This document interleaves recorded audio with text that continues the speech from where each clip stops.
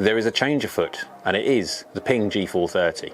And it's probably the most exciting change that Ping have done in I don't know how long. Ping have always been heavy head, counterbalance shafts, and for the reason for forgiveness, MOI, resistance of twist, all that idea. So if you imagine this, if you had a polystyrene wall and put a post straight through the middle and you kicked a football at it, well, a polystyrene or a foam wall will twist and get out of the way straight away. You swap that polystyrene wall for a brick wall or a concrete wall, and you can kick that ball and it would literally just bounce straight back. And that's what a Ping head has always been, heavy head.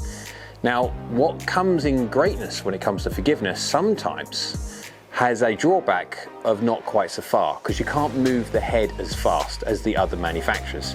And so hence, every shaft to be counterbalanced to try and make the head feel a bit lighter.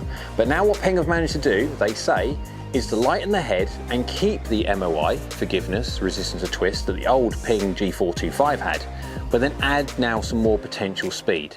So let's go see how it really performs. So some changes we've got this year. We've got a new T9S face, which is basically the same out the middle, but refined, shall we say, when it comes to the variable face thickness around the off-center hits, we'll call it. So the whole idea of that one is to try and make the off-center hits a little bit better, and you can't do that to the middle because obviously it's governed already, but you can make the off-center bits a little bit thinner, so when you do hit the bits you shouldn't, it springs off a little bit faster, and though, there you go, gain some extra ball speed. When it comes to the color scheme is interesting. It's Cobra colors. Well, I'm not quite sure if I'm allowed to call it Cobra colors, but yeah, when this first was popped out on the internet, the first thing everyone said on their comments section, looks like a Cobra red speed. And the colors are very, very similar. They are. And for Ping, they're quite bold and, well, Ping don't generally speaking, they have made some interesting colors in the past, but generally speaking, they're quite plain. They're quite not. They're not someone for like Cobra themselves making orange this and everything else. They don't really stand out. So making one of these does stand out. And I must admit, I first looked at it and I went, "Ooh, that's brave." And now the more I look at it, yeah, it's definitely something that I could use. When it comes to the internal sound structure, the rib structure inside, they've changed it. That Ping are really focusing at the moment going forward on trying to make their drivers sound better. And obviously with this carbon crown, that's potentially going to make it sound better anyway. They've changed the ribs in the Max and the SF Tech obviously because they're still standard heads. They haven't got the carbon wraparound crown that this thing has got. So they've still got the same trajectory tuning port, basically loft sleeve that they've had in the 425, so your shaft on the 425 will fit in the 430 head. But bear in mind guys, your last shaft for the 425 was a counterbalance shaft and potentially will have completely different reactions into a 430 head. So the chances are you're going to have to get refitted if you want to just go for the new model. So that is a within reason, a overview. We've still got a little bit of movement on the back weight. Again, draw, fade and then neutral, but yeah, that's had that for a little while, which is going to be good for tuning purposes when it comes to custom fitting. So I think it's time we get this on a hole. I'm going to put it on Colonial, I think, to keep it in line with the Max and SF Tech that I'm going to do as well. And let's go see how well this performs, because bearing in mind guys, this potentially is the longest of all three. So data set now changed. I've got it on Colonial Country Club, hole 12. It's a par 4, same hole as I hit the Max from. And it's quite fun because you've got bunkers on the left hand side that you've got to try and get over. A bunk on the right hand side which is there to gobble up any errant drives, because anything of decent length but pushed off to the right is definitely going in that.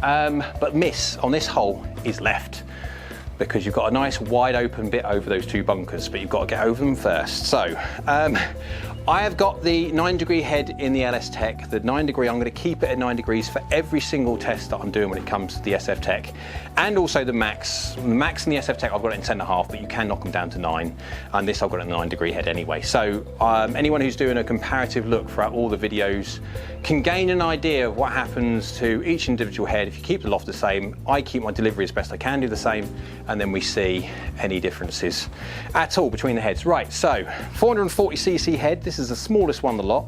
Down by the golf ball, you can't really notice any difference whatsoever. It's not though, it's like hugely much different to the Max and the SF Tech. It's a slightly smaller footprint, but you wouldn't even notice. That is a bullet over.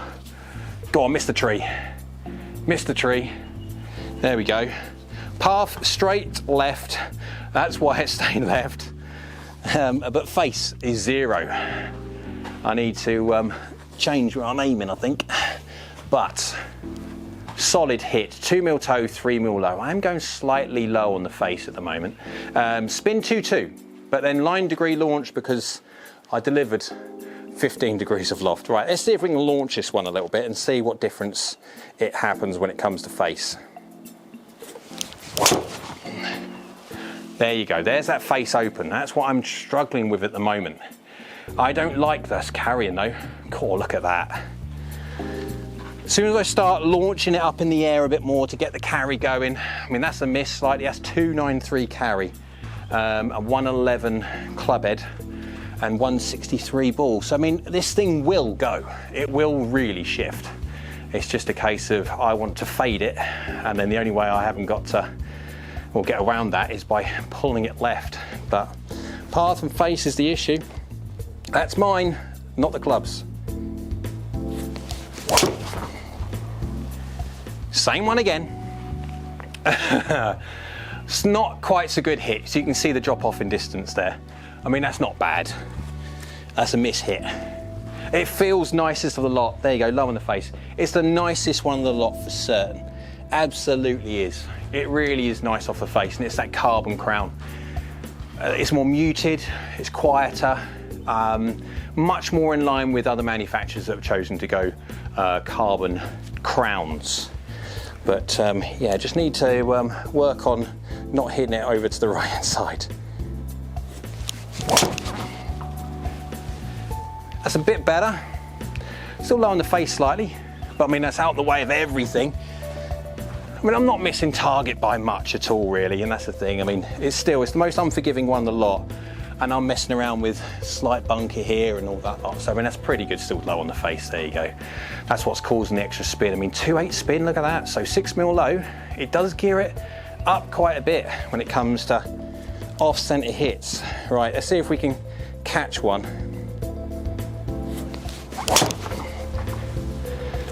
Right, that's me launched one a little bit. Oh, it's gone in the rough. That's a shame. That'd have been long. But the delivery on that one was, there you go. So 4 degrees across because I went at it a bit more, but then 1 degree open still. And the only reason that drew was because I hit 9 mil toe. So that's gearing more than anything else. That's gear effect because of the toe strike. Shall I hit another one? Go on then, one last one. I'll regret doing this. Probably you can get really addicted to try and hit the 300 carries. But for me, a 300 carry, I do have to get everything right. Delivery and strike and speed, which is obviously harder the faster you go. Nope, I don't think I did it. I'd be close. I'm very, very close. Ooh, very, very close. There you go, that's a lesson to all. Hit it as hard as you can. No, 113 club head, still slightly low, 8 mil toe, 3 mil low, and 299. 299. Don't buy this, it only goes 299. No, so joking aside, it's the nicest feeling of all of the three. Now that's what happens when you hit it somewhere close to middle. Now, okay, this is going to be for a player's golf club, potentially, or a handicap golfer who wants to get their spin down. Now, generally speaking, the LS Tech heads are the most unforgiving of the lot, so I would be wary of that. However, there are some amateurs out there that do hit it really well, but just spin too much. So in that case, a distinct possibility. So let's go hit this all around the face. Let's go see how it really performs. We don't just quite hit the middle, bombing it out there, we don't quite catch it. After hitting a load of shots with the G430 LS Tech, it's time to see what this low spinning monster potential golf club has to offer. So I've done 2 sets of data, one at the 9 degree at 110 miles an hour, which is my normal speed, and then one at 7.5 degrees with the loft right down. So I'm trying to get all the G430, the LS Tech, the Max, the SF Tech, all at 9 degrees. So anyone watching these 3 series of videos as such can pick certain information about how this one reacts at 9 degrees, how that one reacts at 9 degrees, any kind of potential, because I'm hitting all on the same day and all that lot. So yeah. When it comes to the LS Tech though, the LS Tech is my preferred version of the G430, is the preferred weapon of choice for me. Because I need that slightly lower spin. That slightly lower spin gives me the potential to get some serious long distance out there. So I've done one at my normal 110 miles an hour at 9 degrees, and then I've done another data set where I'm kind of pushing it a little bit more, but with the loft down at 7.5. So let's go to the averages of the normal speed, the 110 mile an hour club head speed first. So let's go by ball dynamics first. 160.7 miles an hour on average, launching at 13.4. We are spinning at 2.485, so slightly too much spin. Going up 39 yards in the air, descending at 40.9 and going 2.82. That's the average. So 110.7 miles an hour club head speed, 1.45 efficiency, good. 5.2 up, 1.0 across, 0.50 from sort of like baby fades, 4 degrees up on the lie, 18.8 degrees on loft, and 10 mil toe, 2 mil low. Now, when it comes to the LS Tech, as I'm grouping this, and I do this with most low spin drivers, if not most drivers in general, but definitely with low spin drivers, because low spin drivers for me, and for a lot of, again, manufacturers make it this way, generally the low spin driver is more of a fade bias golf club. Now, I don't like fading it too much because I already have tendencies to want to fade my longer irons anyway. So rather than making any adjustments to my swing, I have a compensation in strike, and I've just naturally started doing it over the years and years and years and years, and I haven't worried about fixing it because there's no point. If it works, don't fix it. So I naturally toe my my driver because it gives it a little bit of gearing. I have a little fade dynamics, but then I toe it and it will gear it to draw to straight, that kind of idea.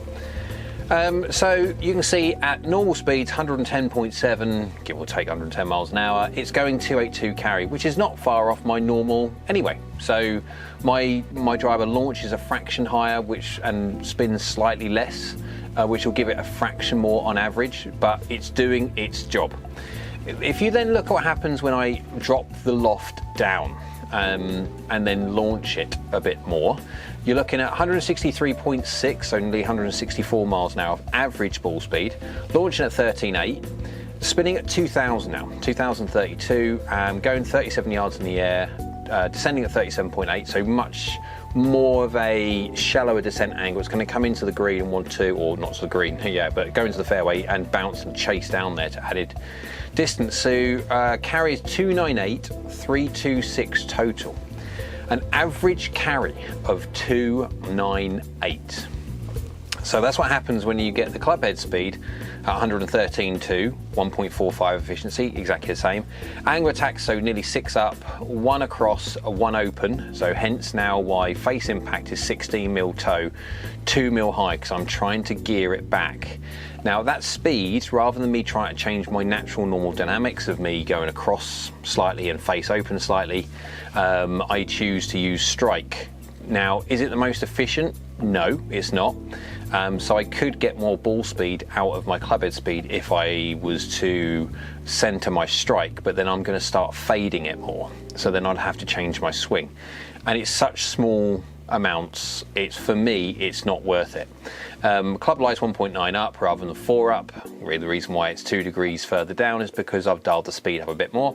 Loft of 17.6 rather than 18.8 for the standard 9 degrees. Now obviously it's 1.5 degrees drop down, so within 0.3, there's your 1.5 degrees of loft delivered difference. So you can see there, just with some extra help from clubhead speed and definitely from the loft, the lower spin, keeping launch the same by increasing the angle of attack, it does make a difference when it comes to getting the golf ball out there. It's 16 yards longer carry, and then 20 yards longer in total because of the dynamics of how it comes into the ground. So I'll go to the graphical representation so you can see. I did in 2 different data sets, unfortunately, so they're not together, but you can see there the difference in the top and the bottom. The top one's a slow speed one, the second one down is the faster speed, the descent angles is shallower on the second graph, and then you can see the strike differences between when it comes to the other ones there. You can see that my faster swing speeds are definitely more toey, and it does that just to try and gear it. As you can see there, that they're both drawing. But you can see there with the second data set on there that it's basically at target, but it comes with a draw. It comes with a draw through gearing of strike, not through dynamics of club, because I'm slightly across and slightly open, but I use the toe to draw it back to target. Right, let's go by the forgiveness side, because obviously this is the LS Tech. It's not supposed to be massively forgiving, and compare it to a Max. No, it's not. You cannot get away with the same shots on a Max with the LS Tech. Not a chance. If not, you are gearing it everywhere. It is going to be so unforgiving. But this is a measure of how close you can get. So 109.5 miles an hour, 110 miles an hour, 1.3 from the inside, 0.3 open. So it would normally want to start right, go slightly more right, but not too much. However, you hit 2 mil high and 13 heel, and because of roll and bulge and stuff like that, the ball starts out left. The problem is, because the face is 0.3 open, that's the middle. Now quad does not see three-dimensional face. Now with a straight-faced iron, it's fine because it's a flat-faced. In a driver has roll and bulge, so it has a curved face. Quad cannot see that curved face, it just sees the points between two dots, and it doesn't understand that there's a three-dimensional curve there. I thought it'd be great if GC5, whatever the next GC quad next one will come out, you could map the face, because then you could take into account roll and bulge, but yeah, that's going to be a completely different level of technology. Because of such, that face on 13 mil heel is actually looking further left than that 0.3 open suggests, which would then effectively mean it would then be closed to a path, not slightly open, and then give it tilt axis to the left. So a starting left, going left. But it's an interesting how the two between Max and LS Tech reacts. LS Tech is much less forgiving. This is missing 30 yards left. Remember, it is going 316 total, so there's a certain amount of distance related dispersion in there. Next one, 154.9 ball speed, 108 miles an hour club head speed. One from the inside, 0.5 closed, perfect delivery dynamics for a little lovely draw.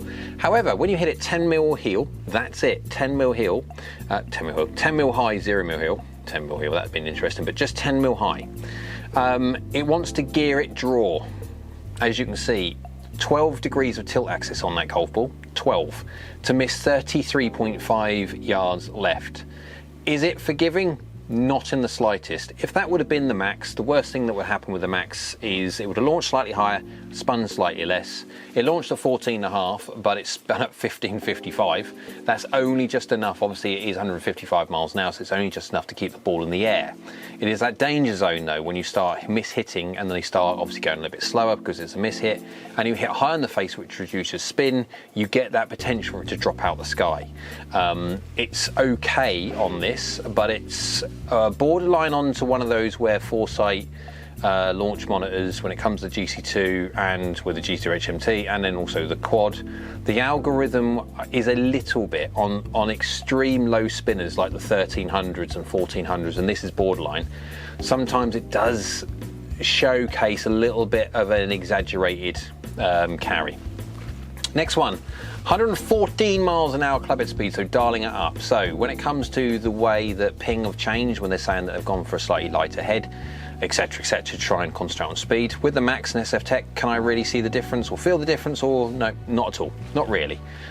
However, with the LS Tech is a 440 head, not a 460, so we have less aerodynamic drag, we'll call it. And also, I do feel this one. I don't have to really work massively hard to get the club speed up to 114 miles an hour, so that I do feel. But remember, the LS Tech has got the carbon fly wraparound where the other ones haven't. So yeah, 114 miles an hour, 165 ball. 1.5 across, 0.6 open would be a classic little baby fade. However, when you hit it 12 mil low, 10 mil toe, it does some weird things with an LS Tech. It wants to start fractionally left for some reason, and then go left for some unknown reason. Well, it's not unknown. The toe of the golf club will gear it in draw, and then obviously low on the face will then gear it in extra spin. And so it has launched lower, 9.7 degrees, 10 degrees, and it's spun up at 2.3, rather than the classic, well, sub 2000s you'd expect. So it is doing kind of strikes dictating. However, it is very, very sensitive, the LS Tech. And the faster you hit it, the more sensitive she is. Next one, 110.8 miles an hour, path is perfect at 0.0, face is open by 1.2, so you'd expect a slight miss to the right, and it did, 11.2 yards. 6 mil low, 1 mil heel, and it was 277, decent hit, but it spun up at 2.6 and launched at 11.5. So even slightly low on the face. It's making a compromised launch and also a compromised backspin rate. 2.6 is quite a lot when it comes to that delivery. I would not be expecting that to spin up at 2.6, but she is quite sensitive, this new LS Tech. This new LS Tech has got potential to be massive, but also quite sensitive. 111.5 miles an hour, 161 ball, 1.6 across, 0.9 open, my classic normal delivery, 284 carry, 1 yard offline, and 1 mil low, 15 toe. This is a case that it done it exactly how it should have done. I'm using the toe of the golf club to change my dynamics from a effective fade to a draw. That's starting off actually 1.2 right and curving left. I mean, it's finished great, 1.1 yard offline, carrying 284. Very good result, 300 total, not bad whatsoever. Next one and last one, 113.2 miles an hour, path literally 0.0, 1.5 open, 4 mil high, 8 mil toe. So this is well hit, 113 miles an hour, 163 ball, and 4 mil high, 8 mil toe. For me, effectively perfect strike. It should, with a 1.5 open, it should cut, but because of my 4 mil high, 8 mil toe strike, it's gearing it back to draw. It's starting 1.2 degrees and then cut it and drawing back, sorry. And it's 303, 339 total. So when you dial the speed up on this one and then you hit it well, and the emphasis is hit it well, this thing has potential to be absolutely monstrous. And it's not one of those weird Foresight 1300 RPM artificially long ones. It's 163 miles an hour. I'm hitting 7.1 up, so I'm launching it. I'm delivering basically 19 degrees of loft and launching it at 15.5 with 1868, so nearly 1900 spin. Not 1300, it's 1868, it's nearly 1900 spin. It is a true, properly true good read, and 4 mil high, 8 mil toe is perfect when it comes to the amount of gearing it needs to get it back to draw and get it back to target. And 303 at 339 is massive. It's a big old girl. Now I am topping out really at 113, 110's my normal. I don't want to swing any faster than 113, 114. I start losing my ability to be able to swing properly, control strike, and control me effectively. So 113 is my top end, and yeah, 303. If I'm feeling comfortable of a day and I'm swinging well, contacting the golf ball really well, and I feel I can dial it up a little bit, I'll be dialing it up to this and getting it out there if I can. Just makes golf even easier if you can get it down the fairway that far.